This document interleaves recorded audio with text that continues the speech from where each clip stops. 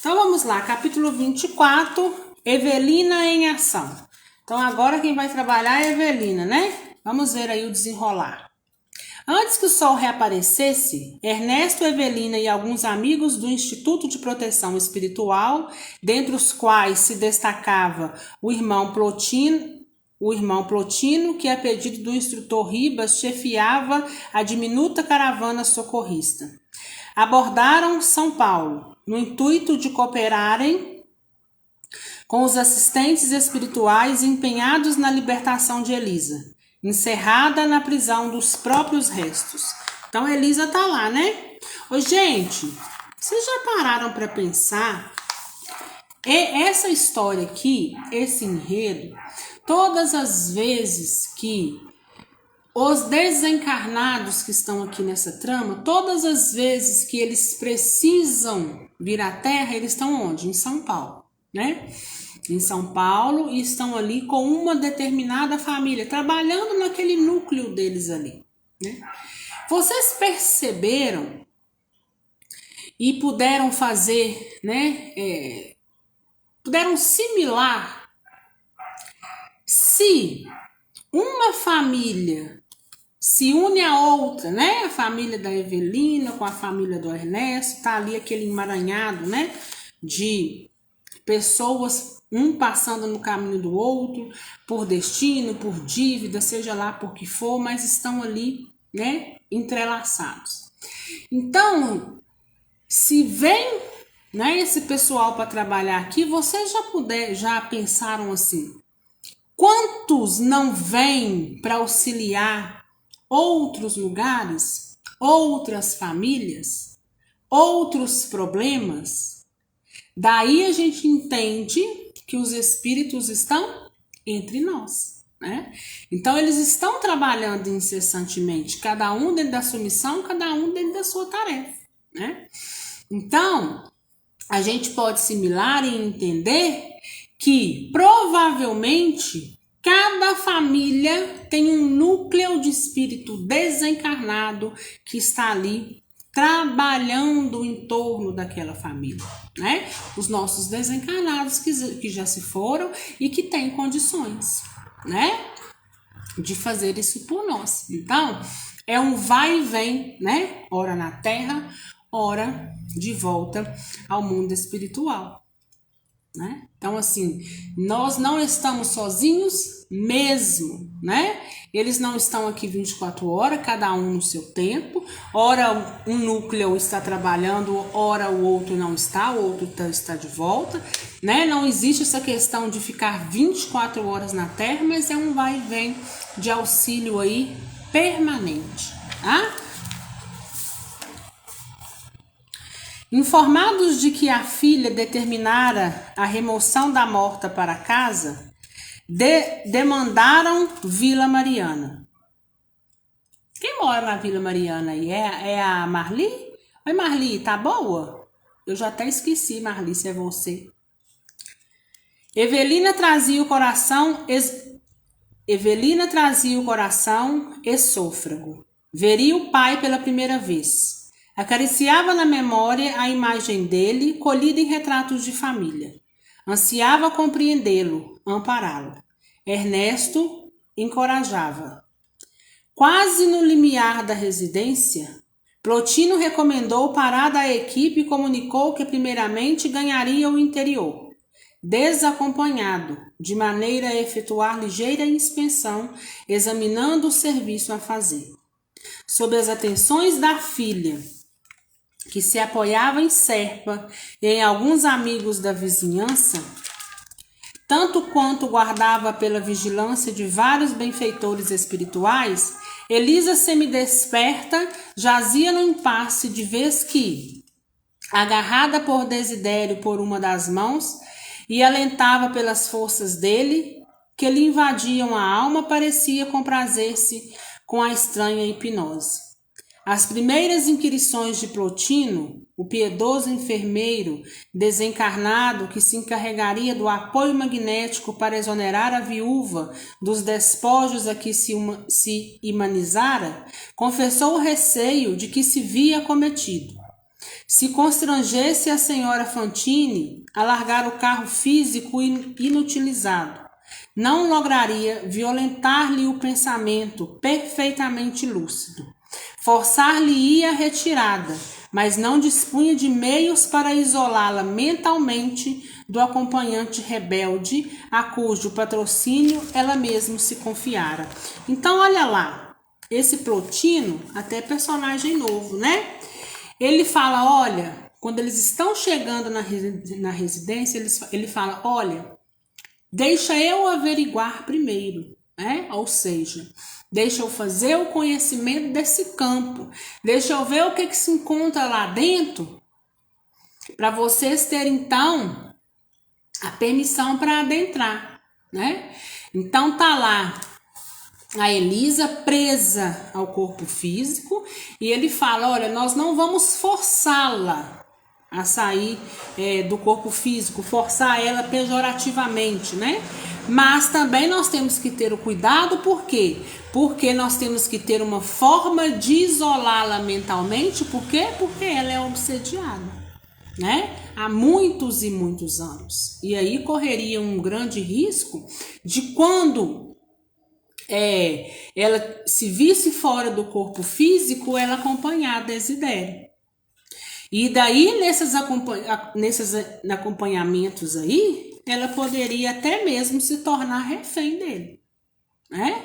Se ele estava ali todo esse tempo por ela, provavelmente se ela viesse e ficasse junto dele, ela se tornaria de uma certa forma cativa e ele ia para qualquer outro lugar, né? Por quê? Porque ele estava ali obcecado, obsediado por aquela criatura. Imprescindível a intervenção de alguém com suficiente poder de persuasão para compelir Desidério a mudar de atitude. Então, ou seja, né? Precisa se afastar o obsessor, né? Irmão Plotino abeirou-se dele com delicadeza fraternal e suplicou-lhe o concurso para que Elisa fosse liberada e conduzida a mansões de refazimento. Eita! Acomodado ao pé da morta, o interpelado se achegou ainda mais para ela e simplesmente rugiu em voz selvagem. Palhaços, não me tirarão daqui. Que querem nessa casa? Ela é minha mulher. Ninguém me demoverá competitórios e ladainhas. Tenho experiência. Conheço os que não se separam nas furnas tenebrosas que recebemos por moradias. Ninguém, mas efetivamente ninguém, me arrancará desta sala. Alguém fará isso, irmão Desidério, enunciou Plotino sem alterar-se. Quem? Diga quem. O emissário sorriu paciente e murmurou apenas. Deus.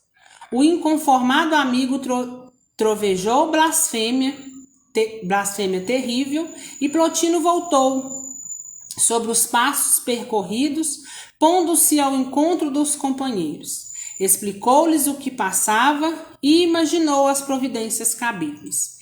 Aquele era o momento para a intervenção pessoal de Evelina. Todo o grupo persistiria em oração, a fim de apoiá-la, porquanto a companheira deveria entrar a sós no refúgio doméstico de modo a tentar a renovação do pai, que de certo não hesitaria em obedecer-lhe. Então veja bem, gente, nós já conversamos muito sobre isso aqui em questão de socorro, né? Principalmente do suicida. Então veja bem, esse irmão Plotino chegou para conversar com ele. O que ele falou? Olha, ninguém me tira daqui. Só que qual que é as cartas na manga, né? A carta na manga que eles têm é Evelina, que é filha dele. Então lembra que eu sempre falo para vocês, quando tem uma ligação direta, não é que uma corrente mediúnica não consegue resolver, mas quando se tem amor, se tem uma ligação direta, quando é alguém que a voz já né? No falar já se reconhece, nutre um determinado sentimento bom. Então a carta na manga é Evelina, né? Porque por enquanto ele não ouve o irmão Plotino. Mas a hora que ele ver Evelina e ouvir Evelina pelos caminhos do amor que ele tem pela filha, é aí que vai trabalhar para que ele possa então ceder. Então, muitas das vezes, as pessoas ficam presas no sentido de é o fulano, é médium, fulano trabalha com a espiritualidade, ora para mim, tenta isso. A gente ora, a gente tenta e consegue, viu? Mas a prece de vocês, a oração em forma de conversa de vocês, para o ente de vocês diretamente, surte um efeito muito mais rápido do que qualquer um outro médium desconhecido para ele. Porque no primeiro momento, para ele a gente falar ou não falar, tanto faz. Então a gente vai naquele negócio, né? Água mole, pedra dura, tanto bate até que fura. Né? Então a gente vai conversando, vai se tornando familiar, Tem uns que aceitam de imediato, outros não. Né? Tem uns que de tanto sofrimento que já estão acometidos de tantas coisas que quando você conversa cede imediatamente. Outros ficam mais resistentes. Mas quando tem família envolvida que nutre um determinado amor, o socorro e a aceitação, não o socorro já está lá, mas a aceitação por parte do desencarnado é bem mais rápida. E o contrário, precisa-se aquele que está fazendo oração em forma de conversa, quando se tratar de socorro, né? Então assim, para poder, fulano está sem socorro, nós vamos conversar. Aqueles também que quando eles estavam aqui desencarnaram com uma inimizade muito grande, ela também perpetua, né? Então esse aí é muito difícil deles ouvirem, tá? Porque a vida continua de onde nós paramos. E principalmente aqueles que estão sem socorro, né? Não tem esse discernimento e nem essa aceitação para poder olhar o outro, perdoar e não vê-lo tão somente como um inimigo. Não consegue olhar para aquele outro e vê-lo ali como irmão que talvez está com um pouco menos de entendimento. Tá? Imprescindível a intervenção. Não, eu errando aqui, Viu-se para logo o prodígio dos pensamentos congregados em um só objetivo. Sem qualquer indução à tetralidade, então veja bem, né? Evelina ia se adentrar e todos os outros iriam se manter em oração. Então isso é o que nós chamamos de corrente, né? Uma corrente energética que a gente cria para que a gente possa circundar o local, circundar aquela pessoa que está ali para poder ser atingida diretamente, né? Para que a gente afaste aí o quê? Pensamentos densos, para que a gente possa avançar. Sem qualquer indução à tetralidade, mas sim fundidos no só intuito profundo e sincero de projetar as energias do amor na obra socorrista, aqueles corações em prece lançaram vasto lençol de safirina luz sobre a porta de entrada, credenciando a companheira para a abençoada missão que lhe delegara. Espiritualmente ligada aos amigos que se lhe haviam metamorfoseado em base de equilíbrio e sustentação, Evelina penetrou o recinto, qual se fora uma estrela repentinamente transfigurada em mulher. Desidério, aterrado, fixou a aparição e caiu de joelhos.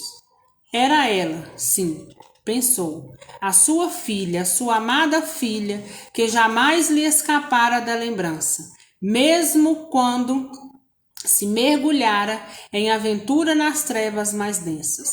À medida que Evelina o fitava, entremostrando radiante e doce ternura, o infortunado genitor contemplou-se no suave clarão que a mensageira irradiava. Viu-se na penúria de um sentenciado que persistisse por anos e anos no fundo de um cárcere, sem o menor cuidado para consigo mesmo. Qualificou-se por monstro à frente de um anjo, e à maneira de um cão batido e aviltado, intentou arrastar-se para fugir. A moça adivinhou-lhe o propósito e falou simples: Meu pai. Desidério sentiu que aquela voz lhe alcançava as entranhas. Sim, aquelas duas palavras lhe vinham daquela alma querida que ele julgara nunca descesse do céu para interpelá-lo. Tornando a fletir os joelhos trêmulos, o assombro se lhe rebentou no peito numa explosão de lágrimas. Pois é você, minha filha, é você a quem Deus manda para me pedir o impossível? Evelina beirou-se dele, colocou-lhe a destra na fronte padecente e o diálogo prosseguiu. Meu pai, de certo que Deus abençoa esta hora de reencontro, mas somos nós mesmos, o Senhor e eu, os promotores não do impossível, mas de nossa reaproximação em nome dele mesmo, nosso Criador e Pai de misericórdia. Que quer você de mim? Venho convidá-lo a estar comigo. Admitiria o Senhor que o tempo desaparecesse sem que eu sonhasse com este momento?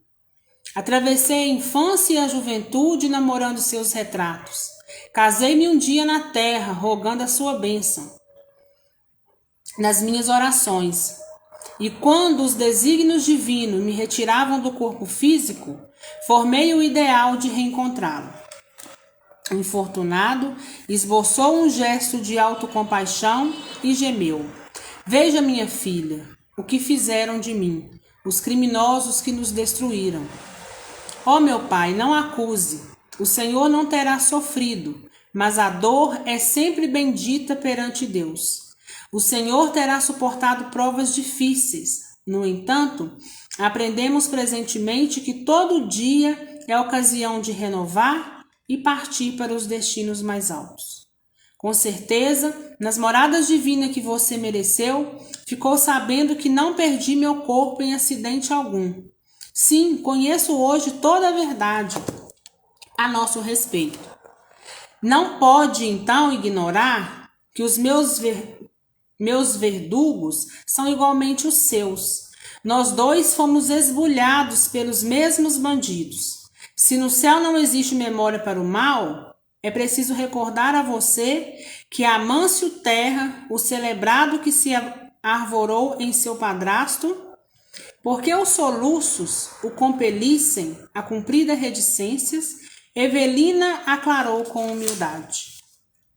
O Senhor não se agastará comigo se disser que ele me quis bem e me respeitou sempre como sua própria filha. Se é inegável que cometeu falta grave para com o Senhor diante das leis divinas, creio que o arrependimento que ele carrega há mais de 20 anos fala pela regeneração que fez dele um homem de bem. Você não pode esquecer que ele exilou você de casa, ainda em tenra idade. Enviou-me para a escola, meu pai. Deu-me disciplinas que me livraram de tentações nas quais eu teria sucumbido em muitos erros durante a permanência no mundo. Nunca me regateou assistência e nem me contrariou os impulsos para o matrimônio. Em minha meninice, encorajava-me nos estudos, interessava-me por minhas notas, premiava a minha boa vontade com brindes e carinhos que somente o Senhor me poderia dar. É verdade que meu padrasto nunca substituiu o Senhor em meu coração, meu pai, mas sua filha não deve ser ingrata a quem lhe deu tanto. Em casa foi sempre um protetor de nossa felicidade. Nunca lhe vi o mínimo gesto de desconsideração para com minha mãe. Então, o que a Evelina está fazendo? E a gente fala aí que surte muitos efeitos, né? Quando a família começa a colocar né? Aí o Papa um dia começa a colocar, digamos assim, né? Vamos colocar tudo aqui sobre a mesa para a gente poder tirar a limpo o que precisa ser tirado, né? Então, por mais que o pai da Evelina, desencarnado, assassinado, nutria aquele sentimento de ódio, de raiva, né? Pelo Amâncio, a Evelina estava tentando mostrar o lado bom que ele tinha.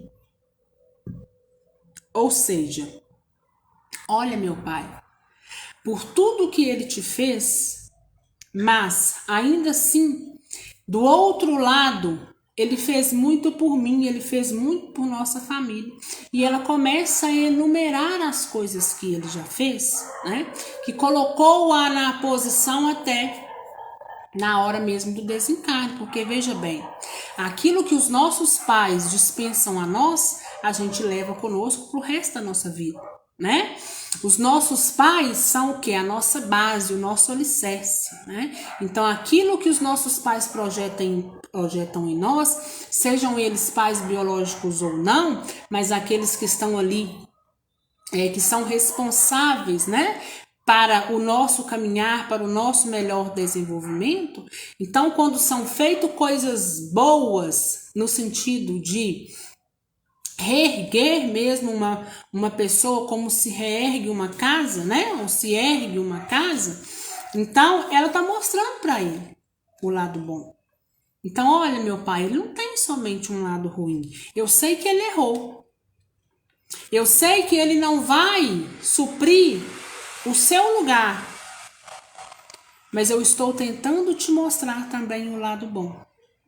Que você não entenda nesse primeiro momento, mas que você veja a atitude dele voltada a mim. E escute o que eu tenho para te dizer. E faça o que eu estou te pedindo. Né? Então é mais ou menos isso que a Evelina está ali tentando passar para o pai. Né? E é em quê? Em conversa. Né? E é o que nós podemos fazer. Quando nós estamos com um desencarnado e nós encarnado, nós podemos perfeitamente fazer a oração em forma de conversa, né? Porque muitas das vezes é libertador não só para o desencarnado, mas para o encarnado também, que na grande maioria das vezes se vê cativo, se vê remorciado diante de determinadas situações. Então é isso que vai libertar. Ah, não me fale de Brígida, aquela infame. Ó Pai de meu coração, por que condenar aquela que nos uniu? Que conseguiria fazer minha mãe, ainda tão moça, a carregar-me nos braços, não fosse o apoio de um companheiro? Aceitando a colaboração de Amâncio, ela não acolhia deliberadamente o desditoso caçador que lhe impusera a desencarnação, mas sim um amigo que o Senhor mesmo um dia levou para nossa casa, segundo as confidências de mãezinha em suas horas de saudade e desolação. Saiba que minha mãe sempre me ensinou a reverenciar a sua memória e a enobrecer o seu nome, né? Então olha aí, toda vez que ele vem com um argumento pejorativo, ela vem com uma coisa positiva. Para quê? Para que ele possa começar a enxergar o outro lado. Ante a compreensão superior que a filha punha em evidência, Desidério chorava com mais força em suas manifestações de autopiedade, dando a impressão de quem se propunha buscar de qualquer modo novas razões para ser infeliz. Você talvez não desconheça que me acho aqui ao pé da família de outro inimigo que não posso exculpar. Ernesto Fantini, o traidor, que intentou matar-me, dando a seu padrasto o figurino pelo qual me aniquilou. Esta mulher cadaverizada, mas viva em minhas mãos, foi a esposa dele, pela qual, consumido de ciúmes, pretendeu ele assassinar-me, nada fazendo com isso, senão aproximar-se dela, já que o comportamento de Brígida me bania do lar. Pense no doloroso destino de seu pai, expulso de minha casa, depois da morte do corpo. À face da influência de um perseguidor, tive de asilar-me em casa, de de outro, porque no pensamento da companheira hoje morta para o mundo, encontrava o meu sustento. Olha o que ele fala. Aonde ele encontrava o sustento para permanecer? Nos pensamentos, na mente e na vibração de Elisa. Então, por isso que por lá ele já permanecia, né? Quase aí que por 30 anos de obsessão, né? E veja bem, cada ponto que a Evelina fala, ele contrapõe de um jeito. Quando aquela história, aquele enredo que a Evelina conta sobre determinada pessoa termina, ele vem com outra história, né? Ou seja, por mais dolorido que tenha sido a passagem dele por assassinato, ele não olha para si, não tem um entendimento nem reflexão no seguinte sentido. Isso pode ter uma razão de ser. Isso pode ter acontecido dessa forma, porque lá atrás, sabe-se onde no meu caminho durante a eternidade eu pequei de algum modo e agora eu estou aqui espiando. E se foi uma fatalidade, se foi coisas aí que fugiu do meu projeto reencarnatório, né, do projeto reencarnatório dele, ele não tinha ciência que ele teria que perdoar, por mais difícil que fosse, e deixar a cargo da lei de ação e reação. Então ele encontrou em Elisa o que? Ele encontrou em Elisa porta aberta. E por que ele não conseguiu, né? Igual ele falou, fui expulso de minha casa, né? Pela sua mãe. Ele não achou ali porta aberta. Ela não tinha vibração, a vibração que ela sustentava não o deixava adentrar. Quem penetrará os desígnios de Deus, meu Pai? Não estaremos todos numa rede de testemunhos de amor em vistas de faltas e compromissos nas existências passadas? Peço a providência divina, abençoe nossa irmã Elisa e a recompense pelo bem que nos tem feito. Quanto a Ernesto Fantini, a quem o Senhor se refere, é forçoso lhe diga que ele tem sido para sua filha um devotado amigo na vida espiritual.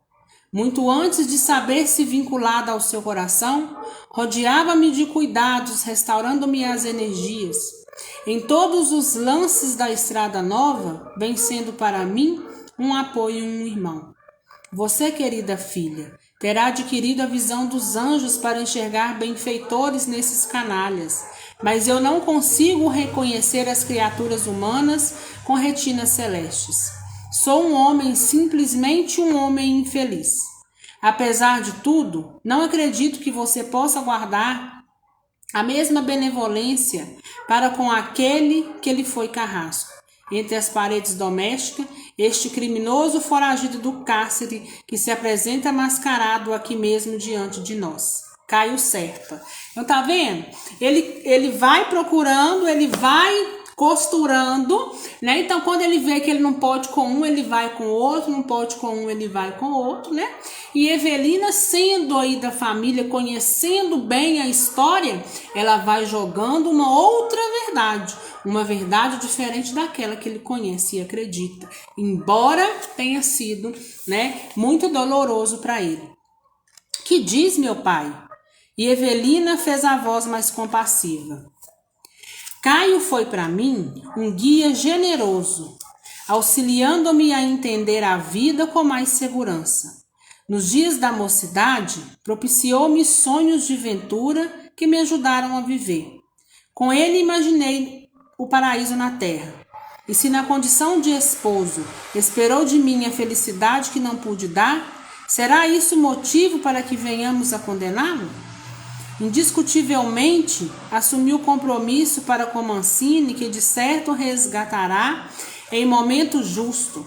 Entretanto, por que desprezar os que se fazem objeto do nosso amor quando nos certificamos de que não são tão felizes quanto supunhamos?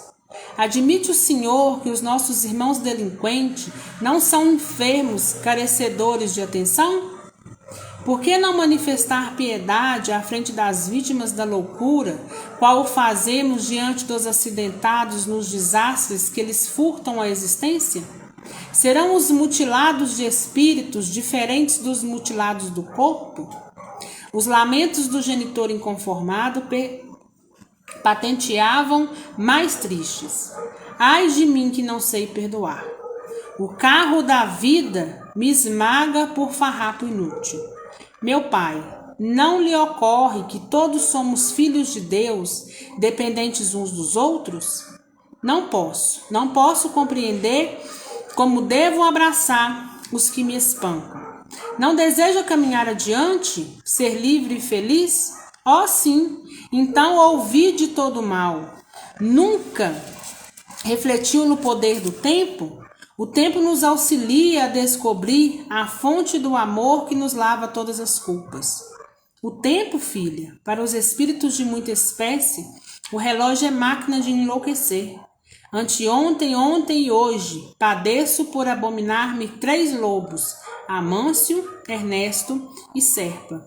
E sofro para defender 3 ovelhas, Elisa, você e Vera, já que arrendei Brígida para longe de mim. Você não ignora que Vera se deixou magnetizar pelo tratante que foi seu marido. Piedade, meu pai. Pensemos em Vera e Caio como os melhores sentimentos que sejamos capazes. Refletimos no futuro. Amanhã, ser-nos-ão eles preciosos amigos devotados e protetores. Então, olha aí como que mostra, né? Eles sem entendimento. E ainda ele fala, né? Que, embora tudo está acontecendo a ele, né? O sofrimento, ele está ali por Elisa, ele está ali por Evelina, né? Ele está ali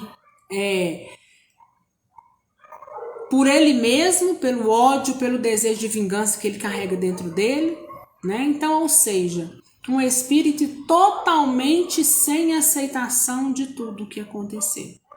Parado, estagnado, obsediando e com certeza não é porque ele está em espírito, não é porque ele está sem entendimento que as consequências para frente não vão vir. Nós somos responsáveis por todos os nossos atos, todos, né?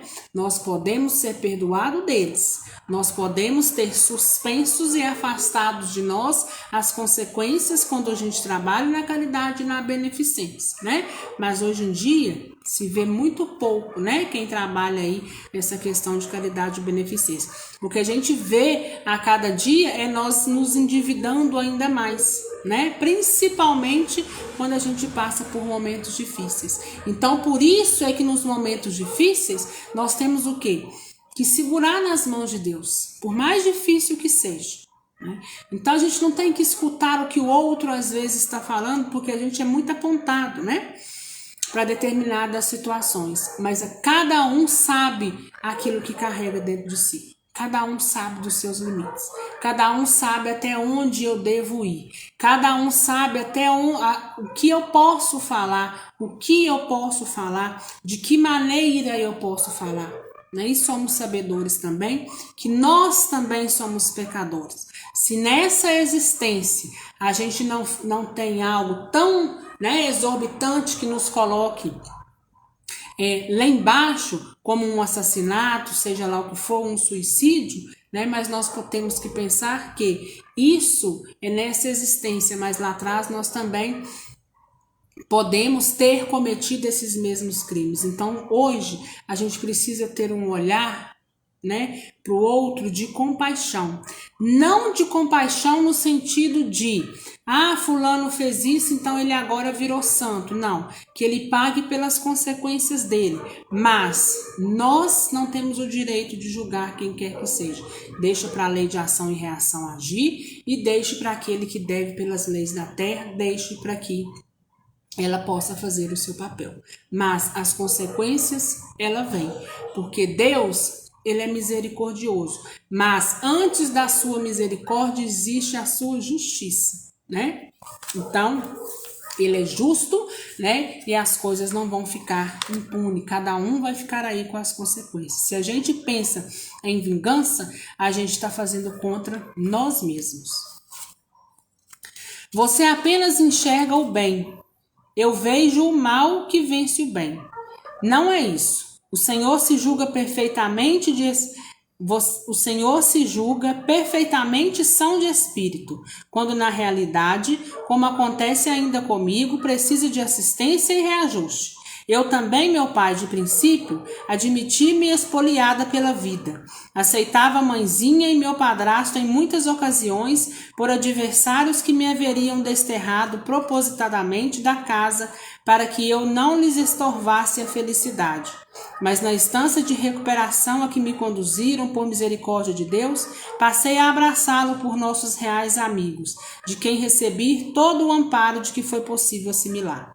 Até nos dias últimos, quando reencontrei Caio mais fortemente encadeado à Vera Celina, esbati-me em mágoas arrasadoras, interpretando aquele que me foi o esposo terrestre por modelo acabado de ingratidão, ao mesmo tempo em que censurava Celina por intrusa e ladra de meu tesouro afetivo. Entretanto, o orvalho da bondade infinita de Deus visitou a resequida plantação de meus sentimentos pobres, através das lições de instruções abnegados, médicos e enfermeiros da compaixão divina, e reequilibrei-me, concluindo que Caio e Vera são nossos irmãos de alma. Eles são como são, enquanto que somos como somos, e Deus espera que nos amemos assim como nos permite ser. Indispensável, meu Pai, entender-nos, ajudar-nos reciprocamente e caminhar adiante. Caminhar sempre, resgatando os compromissos de ontem para que o amanhã seja melhor. O todo misericordioso semeou flores e bênçãos em todos os sítios da estrada a perlustrar. Compreender é buscar a frente, auxiliar os outros será garantir-nos. O amor nos falta, o amor não falha, e Deus nos criou para o amor sem lindes. Desidério chorava, impossibilitado de emitir qualquer observação. Então, assim, por isso que a gente fala, né? Quando um espírito começa com esse choro, né? Pode saber que está caindo em si, pode saber que a ficha está caindo e pode saber que daqui a pouco, né? Vai seguir, porque vai ver aí sem saída, vai começar a perder-se então as forças, né? E Evelina, analise com seu próprio raciocínio.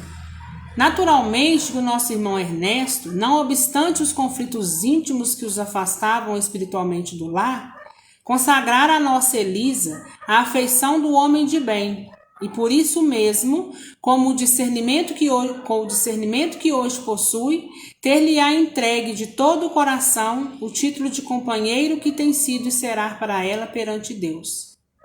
Porque não deveremos, de nosso lado, conferir a Caio o direito de dar-se a Vera, conquistando a felicidade que se não pude proporcionar, nem mesmo quando me achava no mundo físico? Ah, querida, alarmou-se o genitor, semelhante renúncia não significará destruir-nos em suicídio moral? Não, meu pai, o amor verdadeiro eleva-se de nível. Hoje entendo que as afeições transviadas podem ser corrigidas no santo instituto da família através da reencarnação. Deus nos permite abraçar como filhos aquelas mesmas criaturas que não soubemos amar em outras posições sentimentais. Os nossos pensamentos de ternura uns para os outros um dia serão livres e puros, quais as fontes cristalinas que se irmanam no chão empedrado do planeta, ou como as irradiações dos astros que se enlaçam sem perder grandeza e originalidade nas imensas vias do céu. Depois de longa pausa, seguido pelo silencioso respeito dos amigos desencarnados ali presentes, se nuvens de mágoa lhe anuviam ainda o coração, lance-as fora e sigamos para a frente, aspirando à paz. Por agora, deixe que a nossa Elisa se distancie de qualquer lembranças desagradáveis. liberte-a e verá que a mulher escolhida lhe pertencerá com mais força. Ajude-a para a ascensão a novos caminhos e ela voltará a seu encontro. Não enclausure na masmorra de carne putrescível aquela que lhe merece a mais sagrada dedicação. Elisa ser-lhe-á grata, e de nossa parte prometemos solenemente ao Senhor, perante a infinita misericórdia de Deus, que a reverá em nossa própria moradia, onde se prepararão ambos com nosso carinho para uma nova existência juntos, novamente juntos e mais felizes. Aceite meus rogos, meu pai querido. Não, não, trovejou ele em mais violenta crise de desespero. Sou um réprobo, não posso fingir. Viu-se então o ponto mais alto e mais enternecedor do reencontro. De mãos pausadas na cabeça do genitor, Evelina lançou os olhos para o alto e exorou: ó Deus de bondade, meu pai e eu somos dois remanescentes ainda unidos de grande família espiritual, presentemente dispersa. Concede o todo misericordioso, se é de tua vontade, que perseveremos em sintonia no mesmo anseio de redenção. A voz, porém, esmoreceu-lhe na garganta, asfixiada de dor, e ao inclinar-se para a fronte paterna, as lágrimas que lhe perolavam a face quais gotas de bálsamo divino se precipitaram sobre o desventurado amigo, transfigurando-lhe o coração. Tangido por energias recolhidas, Desidério desferiu doloroso gemido e largou de imediato a mão da morta, abraçando os pés da filha. Bradou com veemência: ah, Evelina, minha filha, leve-me para onde quiser, confio em você. Apague a fogueira de meu espírito que tem sabido tão somente odiar. Socorro, meu Deus. A moça, suplementada de força pelos companheiros que oravam, reergueu-o facilmente como se tomasse de encontro ao peito uma criança abatida. Acorreram enfermeiros desencarnados, desentranhando Elisa do corpo inerte, a lembrarem uma equipe de técnicos que operavam rapidamente, ou seja, estavam desligando ela, né? Para retirá-la de um vestido imprestável. E o irmão Plotino, seguido pelos colaboradores, entrou em ação, acomodando Desidério semi-inconsciente na ambulância que o transportava para o novo domicílio espiritual. E assim nós encerramos o capítulo 24. Vamos lá para essa mensagem que tem aqui no final. Alguém acompanhara discretamente conosco todo o diálogo. Era o instrutor Ribas, que viera de surpresa ao lar de Vila Mariana, a fim de encorajar em prece a pupila do Instituto de Proteção Espiritual no testemunho inesquecível. Assim que a viu ajudando a carregar o genitor em sublimada metamorfose, o venerado orientador, talvez rememorando o acontecimento de sua própria vida, afastou-se em silêncio, os olhos marejados de pranto que não chegava a se desprender das pálpebras molhadas. Quanto a nós, de novo em plena rua, limitamo-nos pessoalmente a contemplar o firmamento, onde a aurora purpúrea, anunciando perpétua renovação, nos sugeria louvar a ilimitada misericórdia de Deus. E oramos sem conseguir articular palavras. Então, ou seja, né? Ninguém está sozinho e desassistido. Evelina veio para poder para poder se encontrar com o pai, né? Nessa missão que foi a ela confiada. Mas, quando o círculo viu-se, né? Que aquilo ali estava de uma forma fechada, em oração, ele resistente, até o instrutor Ribas veio, né? Porque ele sabia o quão bonito seria aquele momento, o quão bonito é quando uma pessoa dispensa o perdão, quando a pessoa, então, deixa-se, né, ser socorrida, é levada, então, semi-inconsciente, né? ele também ali vai se tratar, ele também ali vai ter algumas respostas, né? Para que ele possa então retornar de acordo com o projeto que já está sendo ali bolado para ele. Ele, né, e a Elisa que vão voltar, eles são exceções, né? Eles acabaram acabaram não, porque o Desidério quase 30 anos, né? A Elisa lá obsediada por ele, mas a Elisa vai voltar mais rápido, né? Então já está tudo sendo articulado e preparado para que ele possa retornar, para que ele possa então tendo mais algumas respostas além daquelas que a Evelina já deu para ele, né? Ele vai aceitar, vai voltar, vai renascer e vai tentar fazer diferente, né? Tentar fazer agora melhor, ou seja, eu retorno para poder reparar diante de arrependimento de inúmeras faltas, né? E Deus também dará a misericórdia não só de recomeçar, mas para estar no meio daqueles que amam, por estar naquele seio familiar que vai ser ali dispensado um amor e através desse amor nós vamos anular atos e consequências. Alguma dúvida, gente?